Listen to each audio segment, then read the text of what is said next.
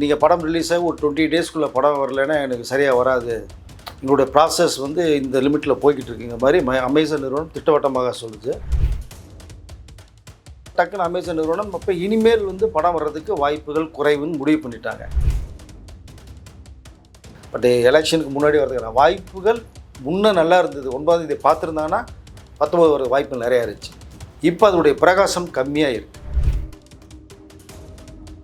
மிகப்பெரிய சிக்கல்களை சந்திப்பார் கேவிஎன் ப்ரொடக்ஷன்ஸ் நிறுவனம். மிகப்பெரிய ஒரு லாஸ் கண்ணு முன்னாடியே தெரியுது. வெயிட் பண்ணியாச்சு சார், 1 மாதம் 2 மாதம் வெயிட் பண்ணியாச்சு, 3 மாதம் வெயிட் பண்ணியாச்சு, இன்னும் 3 மாதம் வெயிட் பண்ணோம்னா. காஃபி கடை நேயர்களுக்கு வணக்கம். இன்று நம்மோடு இணைந்திருப்பவர் மூத்த பத்திரிகையாளர் திரு வெங்கடேஷ் அவர்கள். வணக்கம் சார். வணக்கம். ஜனநாயகன் படம் சென்சார் இஷ்யூ தொடர்ச்சியாக நடந்துகிட்டு இருக்க நிலைமையில அமேசான் நிறுவனம் மிகப்பெரிய ஒரு சலசலப்பை இன்னைக்கு ஏற்படுத்தியிருக்காங்க. ஸோ சென்சார் சர்டிஃபிகேட் கிடைக்குமா, இல்லை அமேசான் நிறுவனம் என்ன மாதிரியான முடிவுகளை எடுக்க காத்திருக்காங்க? சலசலப்பு இல்லைங்க, பெரிய குண்டு தூக்கி போட்டாங்கன்னு தான் சொல்ல முடியும் நம்ம. பட் இது என்னென்னா, ஜனவரி 9ஆம் தேதி படம் ரிலீஸ் ஆகும்போதே வந்து அது ஆகலைங்கும் போதே டக்குன்னு அமேசான் அப்போவே ஒரு ஸ்டேட்மெண்ட்டை கொடுக்க ஆரம்பித்தாங்க. நீங்கள் இந்த வருஷனுடைய கோட்டாவில் தான் நம்ம பண்ணியிருக்கோம், இது எப்போ ரிலீஸ் ஆகும், சென்சார் பார்க்கல, இன்னும் ரிவைசிங் கமிட்டி போகிறதா ஒரு தகவல் வந்துருச்சு. மேற்கொண்டு என்னாகும் போது அப்போ கூப்பிட்டு உட்கார வச்சு பேசின விஷயங்கள் கொஞ்சம் இருக்குது. அப்போ தான் வந்து அவர்கள் கொடுத்த ஸ்டேட்மெண்ட்டே பார்த்தீங்கன்னா, எனக்கு நீங்கள் படம் ரிலீஸ் ஆகி ஒரு 20 டேஸ்க்குள்ளே படம் வரலைன்னா எனக்கு சரியாக வராது, எங்களுடைய ப்ராசஸ் வந்து இந்த லிமிட்டில் போய்கிட்டு இருக்குங்க மாதிரி அமேசான் நிறுவனம் திட்டவட்டமாக சொல்லுது. அப்போ தான் இவர்கள் என்ன பண்ணாங்கன்னா, இல்லை சென்சார் ஆகிடுச்சு, அது வேண்டிய ஏற்பாடுகள் பண்ணிகிட்ருக்கோம், ஒன்றும் பிரச்சனை இல்லை அப்படிங்கும்போது ஒரு மாதம் கிரேஸ் டைம்குள்ளே நீங்கள் பண்ணுங்கள், இல்லைனா நாங்கள் உங்கள் மேலே நடவடிக்கை எடுப்போங்கிற மாதிரியான ஒரு விஷயத்தையும் ப்ரைம் சொல்லிட்டு அதான் எதிர்பார்க்கவே இல்லை அவங்க. அது ஒரு பக்கம் வரும்போது தான் மற்ற விநியோகஸ்தர்கள், வெளிநாட்டு உரிமையாளர்கள் எல்லாமே கொஞ்சம் நெருக்கடி கொடுக்க ஆரம்பித்தாங்கன்னா, எங்களுக்கு ரேட்டு கொஞ்சம் கம்மி பண்ணுங்கள், ஏன்னா ஜனவரி 9 வச்சு தான் நாங்கள் வட்டிக்கெலாம் பணம் வாங்கியிருக்கோம், இப்போ அது கொஞ்சம் காலதாமதமான 1 மாதம் ஆச்சுன்னா எங்களுக்கு நஷ்டமாகும் அதனால பேசி ஒவ்வொருத்தரையாக கேவிஎன் ப்ரொடக்ஷன்ஸ் உட்கார வச்சு இங்கே வந்து லீலா பேலஸ் ஹோட்டலே ரூம் போட்டு தங்கி எல்லாத்தையும் வர வச்சு பேசி நிறைய விஷயங்கள், தேட்டர் ஓனர், டிஸ்ட்ரிபியூட்டர், எக்ஸிக்யூட்டர், வெளிநாட்டு உரிமையாளர், அமேசான் உட்பட பேசின ஒரு விஷயங்கள் இருந்தது. சரி, ஜனவரி வந்துருன்னு பார்த்தாங்க, வரல. அது ரிவைசிங் கமிட்டி போகிறோன்னு ஒரு நபர் கொடுத்த போரில் அது தலைப்புற கோர்ட்டுக்கு போன அந்த கேஸ்லாம் உங்களுக்கு தெரியும். பட் பிப்ரவரி அது எப்படியே ரிலீஸ் ஆகிரும் அப்படின்னு அமேசான்ட்ட ஒரு பேசப்பட்ட ஒரு விஷயமும் இருக்குது. நான் அப்பவும் அவர்கள் பார்க்கல, கேஸ் வாபஸ் வாங்கிட்டாங்க, ரிவைசிங் ஓகேன்ட்டாங்க. அப்பவும் பார்க்கல, கிட்டத்தட்ட 30 நாட்களுக்கு மேலே ஓடிடுச்சு. அப்போ தான் மார்ச் 9ஆம் தேதி உங்களுக்கு நாங்கள் படம் பார்க்குறோன்னு ஒரு மெயில் பண்ண உடனேயே ஓகேன்னு சொல்லி மற்ற நிறுவனத்தை எல்லாத்திட்டையுமே கேவிஎன் பேசி 9ஆம் தேதி ரிவைசிங் கமிட்டி பார்க்குறாங்க, எங்களுக்கு தகவல் கொடுத்துட்டாங்க, எப்படி இருந்தாலும் ஒரு வாரத்துக்குள்ளே வந்துடும், மார்ச் 19ஆம் தேதி உங்களுக்கு படம் ரிலீஸ் ஆகிற வாய்ப்புகள் நிறையா இருக்குதுன்னு ஒரு தகவல் சொல்லணும். எல்லாம் ஆஃப் ஆனாங்க. 9ஆம் தேதி வந்தது. திடீர்னு பார்த்தா ரிவைசிங் கமிட்டி நீ படம் பார்க்கல. ஒரு நபர் கொடுத்த புகாரில் அன்றைக்கி ரிவைசிங் கமிட்டி போனாங்க. இன்றைக்கி ரிவைசிங் கமிட்டிலே உட்காந்து ஒரு குழு பார்க்கும்போது ஒரு நபர் வந்து உடல்நிலை சரின்னு சொல்லி போனாங்க, படம் பார்க்கல. மீண்டும் 17ஆம் தேதி தான் பார்க்குற மாதிரி ஒரு தகவல் வருது. 9ஆம் தேதி இங்கே, 17ஆம் தேதி இங்கே, கிட்டத்தட்ட ஒரு 9 நாட்கள் கிராஸ் ஆகுது. அப்போ தான் இப்போ டக்குன்னு அமேசான் நிறுவனம் அப்போ இனிமேல் வந்து படம் வர்றதுக்கு வாய்ப்புகள் குறைவுன்னு முடிவு பண்ணிட்டாங்க. இப்போ எலெக்ஷனுக்கு பிறகு தான் வரும். அப்படிங்கும்போது நம்ம அக்ரிமெண்ட்டை கேன்சல் பண்ணோம், நம்ம கொடுத்த பணத்தெல்லாம் நீங்கள் கொடுத்துருங்க மாதிரியான ஒரு விஷயத்தை அழுத்தம் சிமிட்டை கொடுத்துட்டாங்க. அப்போ என்ன பண்ண தெரியாமல் அது விஜய் அவர்களுக்கும் தகவல் போச்சு. அவர்களுக்கு கேவிஎன்ட்டெல்லாம் கொடுத்து எனக்கு அரசியல் நெருக்கடி நிறையா இருக்குது, நான் போய்கிட்டு இருக்கேன், அதுக்கு சம்மந்தமான விஷயங்களையும் கொஞ்சம் பேசி முடிவு பண்ணுங்கள் அப்படின்னு சொல்லப்பட்ட ஒரு தகவல் இருக்குது. இதற்காகத்தான் விஜய் அவர்களே 70 கோடி ரூபா சம்பளம் கேவிஎன்ட்ட வாங்கலை. செலவுக்கெல்லாம் நீங்கள் வச்சுங்க, 220 கோடியில் 150 தான் வாங்கியிருக்காரு, 70 கோடி வாங்கலை. இப்படி ஒரு தகவல் போய்கிட்டே இருக்குது. அப்போ ரிவைசிங் கமிட்டி படம் பார்க்கலன்னே அவர்கள் அமேசான் உட்பட மற்றவர்களும் கொஞ்சம் அழுத்தம் கொடுக்க ஆரம்பிக்கிறாங்க. ஏன்னா எலெக்ஷனுக்கு பிறகுனா மே மாதம், இப்போ மே எண்டு வருமா ஜூன் எண்டு வருமானே படம் தெரியல. அப்போ 3 மாதங்கள் ஆகும். அது வரைக்கும் பொறுக்க முடியாதுன்னா அமேசான் வந்து ஒரு அழுத்தம் கொடுக்க தான் உடனடியாக கேவிஎன் நிறுவனம் வந்து விஜய் கிட்டையும் தகவல் போய் நீங்கள் எல்லாம் பேசி ஒரு முடிவு பண்ணுங்கள் அப்படின்னு சொல்லி கேவிஎன் நிறுவனம் வந்து அமேசான்கிட்ட பேசி, இல்லை சார் எப்படி இருந்தாலும் எங்களுக்கு இந்த வீக்கில் சென்சார் ரிவைசிங் அப்படி பார்க்குற மாதிரி தகவல் வந்தாச்சு, பார்த்துருவாங்க, பார்த்துட்டாங்கன்னா உடனடியாக நம்ம பண்ண ஏற்பாடுகள்லாம் பண்ணி வச்சுருக்கோம், கொஞ்சம் வெயிட் பண்ணுங்கள் அப்படிங்கிறது மாதிரியான ஒரு தகவலை சொல்லவும் தான் அவர்கள் அன்றைக்கி 1 மாதம் கிரேஸ் டைம் கொடுத்தது மாதிரி 1 வாரத்துக்கு மேற்பட்டு பார்க்கலாம் போது கொஞ்சம் அமைதியாக இருக்கிறதா ஒரு தகவல் இப்போ வருது. பாருங்கள், ஒரு மனிதர் இங்கே வந்து கன்னடத்துலேருந்து ஒரு ப்ரொடியூசர் வந்து தமிழ் படத்தை தயாரித்து 400 கோடி ரூபா முதலீடு போய் போட்டு வெளியே வர விடாமல் மிகப்பெரிய ஒரு சிரமங்களுக்கு வந்து ஆளாயிட்டாங்க. இப்போ இது எப்படி பார்க்கறதுனே தெரியல. இவர்கள் ஒரு பக்கம் இந்த அரசியல் நோக்கத்தோட, விஜய் ஒரு பக்கம் ட்ராவல், அவரை சுற்றி சுற்றில அடிக்கிறது, இந்த படம் சம்மந்தப்பட்ட அவர் ஹீரோவாக தான் பண்ணார். தயாரிப்பாளர் என்ன பண்ண முடியும்? ஸோ இவ்வளோ பிரச்சனைகள் ஓடி ரிவைசிங் கமிட்டி 17ஆம் தேதி கூட பார்ப்பதாக தான் ஒரு தகவல். அன்னைக்கு எது வேணாலும் நடக்கலாம். எது வேணாலும் நடக்கலாம். ஒருவேளை பார்க்கல, மீண்டும் ஏதோ விஷயங்கள் தள்ளி போகுது அப்படின்னா சுத்தம் அதுவும். அப்போ டோட்டலாகவே வந்து எப்படி இருந்தாலும் 17 பார்த்தா கூட இவங்க கட்ஸு கொடுத்து அதை கொடுத்து ரிவைசிங் கமிட்டி பார்த்துட்டு சர்டிஃபிகேட் தர்றதுக்கே அங்கிட்டு ஒரு வாரம் ஆகிடும். அப்போ 25 தேதி மட்டும் ஆகிடும். இப்போ தேர்தல் தேதி அதுக்குள்ளே சொல்லிட்டாங்கன்னா அதுவும் முடிஞ்சு போயிடும். அப்போ இது வந்து மிகப்பெரிய ஒரு சிக்கலை சந்திச்சிருக்கு ஜனநாயகன் படம். ரிவைசிங் கமிட்டியை பார்க்காமல் சர்டிஃபிகேட் கொடுக்காதனால தான் இவ்வளோ விஷயங்களே வந்து பார்க்கப்படுறது. இதில் அரசியல் அழுத்தமும் நிறையா இருக்குதுன்னு விஜயும் தெளிவாக சொன்னதும் ஒன்று இருக்குது. பார்க்கலாம் என்ன தான் சூழ்நிலை வருதுன்னு தெரியல. ஜனநாயகன் படம் இந்த நேரத்தில் மக்கள்கிட்ட வந்தால் தான் விஜயோட கிரேஸ் அதிகமாக வரும். படம் அது சம்மந்தப்பட்ட ஒரு கதைக்களம் படம் பார்த்தவர்கள் சொன்னது தாறுமாறாக இருக்குது அப்படின்னு. சூப்பராக இருக்கான் படம். பாக்ஸ் ஆஃபீஸில் கலக்கும். விஜய்க்கு பெரிய ஒரு என்ன ரெக்கார்ட் பண்ணக்கூடிய ஒரு படமாக அமையும். அவருடைய முந்தைய படங்கள் 68 படங்களுக்கு இந்த படம் வந்து மிகப்பெரிய பேசப்படுறது மாதிரிலாம் படம் பார்த்தவர்கள் சொல்கிறாங்க. பட் அது இந்த நேரத்துக்கு வந்தால் மக்கள் பரவி தான் ரசிகர்களுக்கு மிகப்பெரிய கொண்டாட்டமாக இருக்கும். விஜய்க்கு அடுத்த கட்டத்துக்கு போகிற மாதிரி இருக்கும். சிக்கல்கள் மேலும் மேலும் மேலும் மேலும் அப்போன்னு சொல்லிட்டு டக்குன்னு இழுத்துக்கிட்டே போகும்போது பார்க்கும்போது எப்போ தான் பார்ப்பார்கள், எப்போ தான் சரிட்டு வரும்னு தெரியல. பட் எலெக்ஷனுக்கு முன்னாடி வரதுக்கான வாய்ப்புகள் முன்னே நல்லா இருந்தது. 9ஆம் தேதி பார்த்துருந்தாங்கன்னா 19 வர வாய்ப்புகள் நிறையா இருந்துச்சு. இப்போ அதோடைய பிரகாசம் கம்மியாக இருக்குது.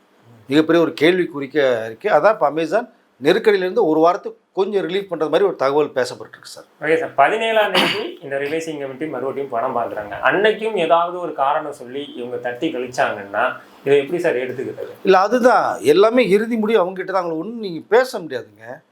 மத்திய அரசின் கீழ் எங்களுடைய ஒரு அமைப்பு இல்லையா, சென்சார் போர்டு குழு. ஸோ அதை நீங்கள் என்ன கேள்வி கேட்க முடியும்? நீங்கள் கேள்வி கேட்டிங்கன்னா சிக்கல். அதுதான் விஜய் அந்த படத்துக்கு குரல் கொடுக்காமல் இருந்தாங்க. என்ன குரல் கொடுத்தாலுமே வந்து விஜய்க்கு வந்து எதிர்ப்பாக மாறும் அது. அப்போ அவர்கள் மட்டுமே இறுதி முடிவு. அவர்கள் பார்க்குறேன் அப்படின்னு சொல்லலாம். இன்றைக்கி பார்க்க முடியாதுங்க, சூழ்நிலை சரியில்லைங்கன்னு சொல்லலாம். எது வேணாலும் சொல்லலாம். நீங்கள் எந்த பதில் இருந்தாலும் நீங்கள் கேட்டுட்டு அமைதியாக தான் இருந்தாகணும். வேறு வழி இல்லை. என்ன ஒன்றே இந்த சென்சார் போர்டு ரிவைசிங் கமிட்டி போகும்போது இவர்கள் இத்தனை விஷயங்கள் இருக்குங்கிற புது விஷயத்தை மாற்றிருக்காங்க. அப்போது அடுத்த தயாரிப்பாளர்களுக்கு வந்து சென்சார் இங்கே ஆகிட்டா பிரச்சனை இல்லை. ரிவைசிங் கமிட்டி போனால் என்னென்ன ப்ராப்ளம் சந்திக்கிறதுக்கு இந்த படம் வந்து ஒரு எடுத்துக்காட்டாக அமைஞ்சிருக்கு நிறைய தயாரிப்பாளர்களுக்கு. இப்போ எங்க பொதுமக்களுக்கே அது அப்படி தானே சார் ஃபீல் ஆயிருக்கு.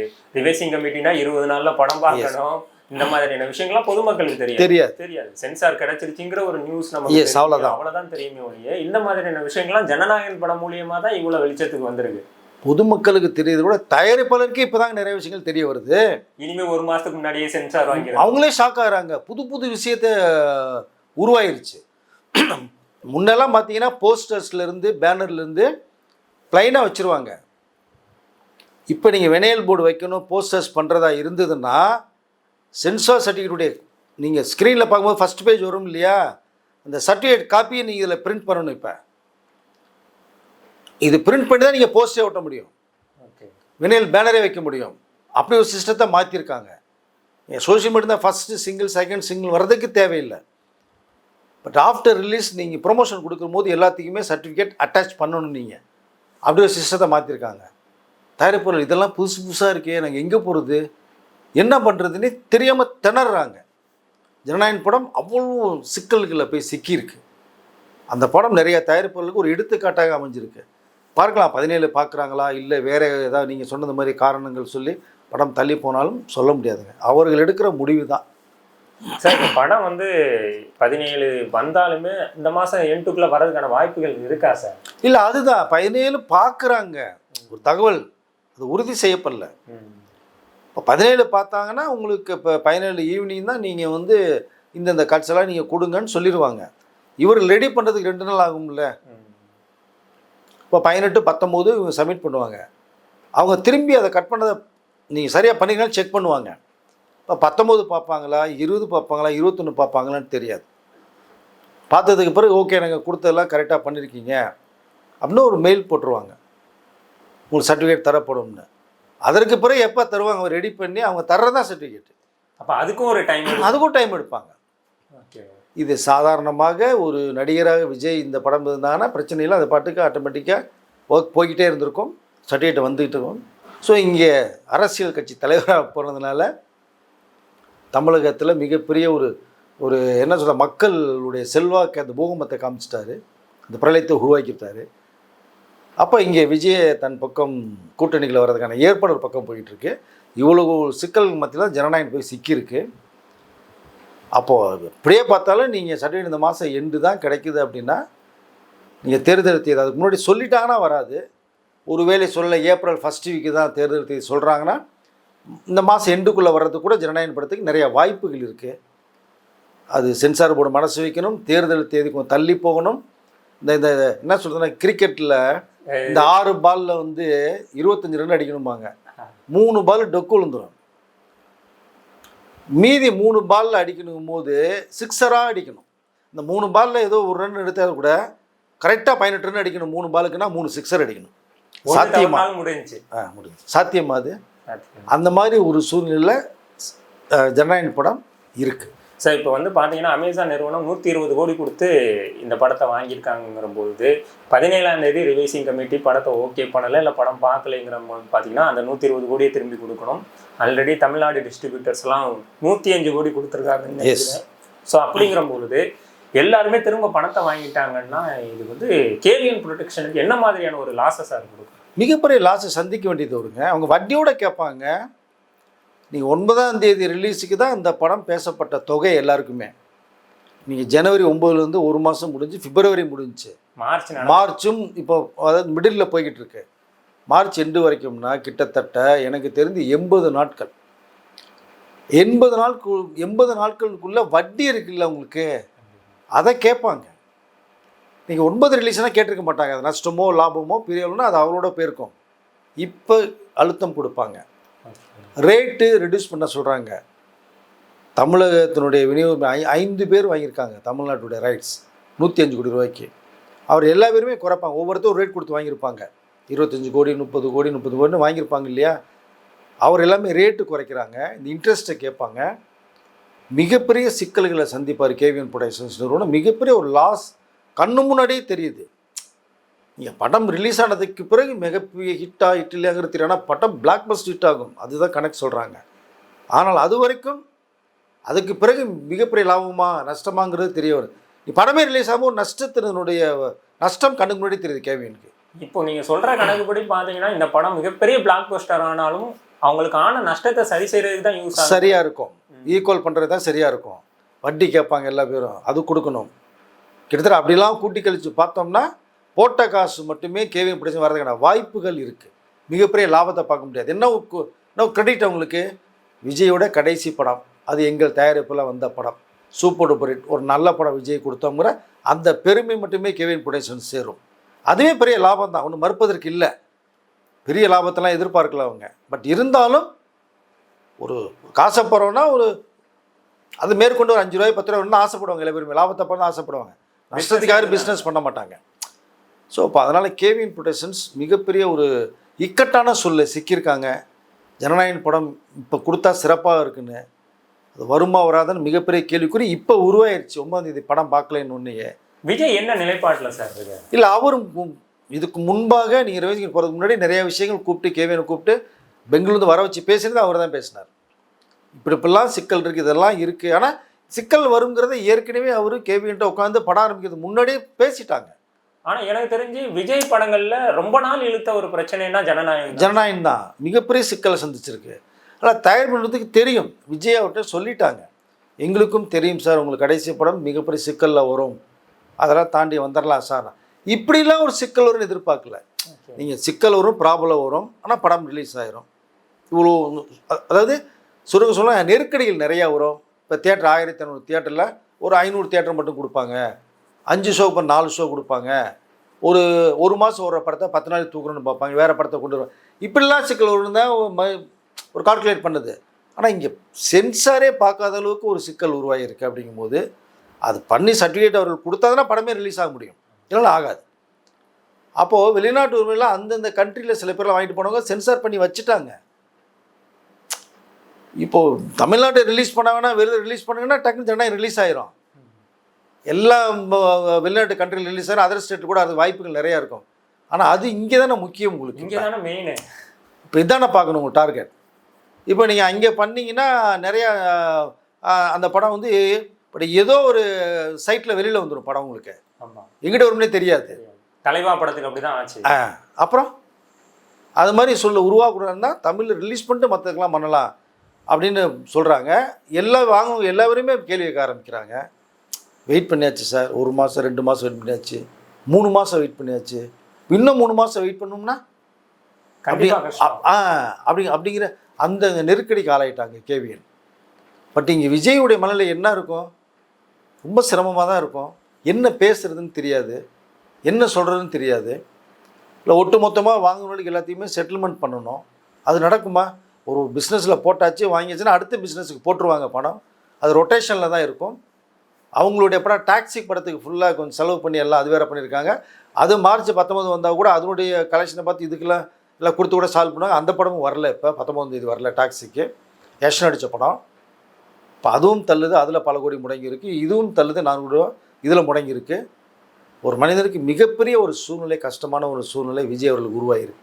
அவருடைய மனநிலை ரொம்ப ஒரு அழுத்தமான ஒரு சூழ்நிலை தான் விஜய் இருக்கார். சார், எனக்கு இப்போ ஒரு கேள்வி என்னென்னா, இவ்வளோ பிரச்சனைகளுக்கு அப்புறம் 17ஆம் தேதி படம் ரிவைசிங் கமிட்டி பார்த்து ஓகே சொன்னால் இந்த படத்துக்கு மிகப்பெரிய ஒரு ப்ரொமோஷனாக தான் இருக்கும். என்னதாண்டா இருக்குது அந்த படத்தில் பார்க்க. கண்டிப்பாக. ஸோ அந்த ஒரு சூழ்நிலை நம்ம உருவாக்கிட வேணாம், எலெக்ஷனுக்கு அப்புறம் இந்த படம் ரிலீஸ் ஆகட்டும் அப்படிங்கிற மாதிரியான அழுத்தங்கள் கொடுக்க வாய்ப்பு இருக்குதானே சார்? யார் கொடுப்பாங்க?